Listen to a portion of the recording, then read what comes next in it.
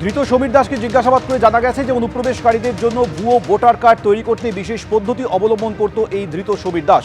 কিভাবে সে voter card তৈরি করত? প্রথমে আসল ভোটার কার্ডের ছবির বদলে লাগানো হতো বাংলাদেশের নাগরিকদের ছবি, আর এভাবেই রাশি রাশি ভুয়ো ভোটার কার্ড বানানো হতো। আর এই ভোটার কার্ড দিয়েই তৈরি হতো আসল আধার কার্ড, আর সেই আধার কার্ড দেখিয়ে আসল ভোটার কার্ড বানিয়ে ফেলতেন বাংলাদেশের নাগরিকরা। খবর পুলিশ সূত্রে। অর্থাৎ দীর্ঘদিন ধরে এই সমীর দাস এইভাবেই পাসপোর্ট জালিয়াতি চক্রের সঙ্গে যুক্ত ছিল। এখন জানা যাচ্ছে যে এই সমীর দাসের শুরুতে একটা একতলার বাড়ি ছিল, কয়েক মাসের মধ্যে সেটা অট্টালিকায় রূপান্তরিত হয়। ফলে বুঝতেই পারছেন যে কয়েক মাসের মধ্যে কি করে একটা একতলার বাড়ি এই সুউচ্চ অট্টালিকা দেখতে পাচ্ছেন। এই সমীর দাসের প্রথমে একতলা বাড়ি ছিল, পরে সুউচ্চ একেবারে অট্টালিকায় রূপান্তরিত হয় সেই একতলার বাড়ি। কয়েক মাসের মধ্যে কি করে সে এত বড় বাড়ি করে ফেললো? তাহলে কি এই পাসপোর্ট জালিয়াতি চক্রের অবৈধভাবে যে ইনকাম, সেই ইনকাম থেকে সে বাড়ি তৈরি করেছে? এই বিষয়টিও পুলিশ জানার চেষ্টা করছে। এই সমীর দাস নিজেকে মুহুরি বলে পরিচয় দিয়েছিল বারাসাত কোর্টের মুহুরি, যদিও বারাসাত ল ক্লার্ক অ্যাসোসিয়েশনের তরফ থেকে স্পষ্ট বলে দেওয়া হয়েছিল যে সে এই কোর্টের কেউ নয়। তাহলে কি শুধুমাত্র নিজের বিশ্বাসযোগ্যতা অর্জনের জন্য মুহুরি বলে পরিচয় দিয়েছিল? এমনকি এই সমীর দাস, তার একটি মুদিখানা ছিল, সেই মুদিখানার সামনে একটি ফটোকপির মেশিন রাখা ছিল।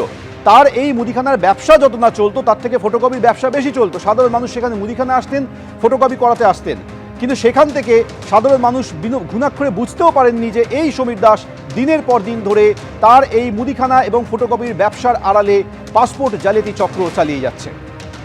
এরপর নির্দিষ্ট সূত্রে পুলিশ খবর পায়, অভিযান চালানো হয় এবং কিছুদিন আগে সমীর দাসকে গ্রেপ্তার করা হয়। আর তাকে জিজ্ঞাসাবাদ করে একের পর এক চাঞ্চল্যকর তথ্য উঠে আসছে, যার মধ্যে অন্যতম হলো যে এই সমীর দাস বাংলাদেশের নাগরিকদের জন্য পরিচয়পত্র তৈরি করে দিত।